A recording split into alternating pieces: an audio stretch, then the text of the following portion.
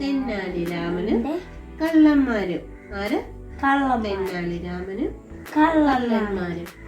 ഒരു ദിവസം രാത്രി തെന്നാലി രാമൻ ഉറങ്ങാൻ കിടന്നപ്പോ പുറത്തെന്തോ ഒരു ശബ്ദം കേട്ടു. എന്ത് കേട്ടു? ജനലിലൂടെ എത്തി നോക്കിയ തെന്നാലി രാമൻ കണ്ടത് ഇരുട്ടത്ത് പതുങ്ങി നിൽക്കുന്ന കള്ളന്മാരെയാണ്. ആരെയാ കണ്ടത്?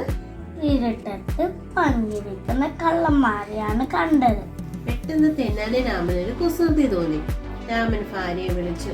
എന്നിട്ട് കള്ളന്മാർ കേൾക്കത്തക്ക വിധം എന്നാൽ സ്വകാര്യം പറയുന്ന മട്ടിൽ ഭാര്യയോട് ഇങ്ങനെ പറഞ്ഞു: നാട് മുഴുവനും കള്ളന്മാരുടെ ശല്യമാ, എവിടെയും മോഷണം. അതുകൊണ്ട് നമുക്ക് നമ്മുടെ സ്വർണ്ണാഭരണങ്ങളും രത്നങ്ങളും ഒന്നും ഇനി വീട്ടിൽ സൂക്ഷിക്കേണ്ട. പിന്നെ എവിടെ നാം അവ സൂക്ഷിക്കാം? ഭാര്യ ചോദിച്ചു. തെന്നാലി രാമൻ പറയുവാണ്: അപ്പം നമുക്ക് നമ്മുടെ സമ്പത്തെല്ലാം ഒരു പെട്ടിയിലടച്ച് കിണറ്റിലിടാം. എവിടെ ഇടാന്ന്? കിണറ്റിലിടാം. ആരും ഇതറിയില്ല. ആവശ്യം വരുമ്പോ നമുക്ക് കിണർ വറ്റിച്ചെടുക്കാമല്ലോ. നല്ല ബുദ്ധി തന്നെ ഭാര്യ. എങ്കിൽ സമയം കളയണ്ട, ഇപ്പോൾ തന്നെ നമുക്ക് ആഭരണങ്ങളും മറ്റും പെട്ടിയിലടച്ച് കിണറ്റിലിടാം. ഈ രാത്രിയില് ആരും ഒന്നും കാണില്ലല്ലോ. തെന്നാലി രാമൻ ഒരു പഴയ പെട്ടിയെടുത്തു. ആ പെട്ടിയില് കുറേ പഴയ സാധനങ്ങൾ നിറച്ചു. അത് ചുമന്നു കൊണ്ടുപോയി കിണറ്റിലിട്ടു.